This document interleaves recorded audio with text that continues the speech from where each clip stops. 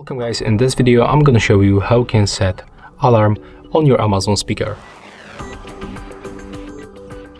Okay, so first of all we have to open the devices. Next, tap on the Echo and Alexa. Click right here and go to add alarm. According to another Amazon customer, take a look at someone or something. Yeah, and have a look click at right here on the someone or plus. something. Stop Alexa. Observe or examine Alexa, someone. stop. Okay, and right now we can set the time, pick our device. So in this case we are gonna set it to our dot speaker. We can set the repeat, like we can get it every day.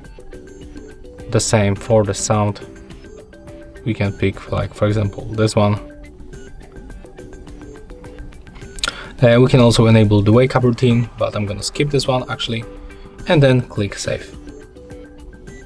And as you can see in this place we can adjust all of the timers and the alarms that we add right here.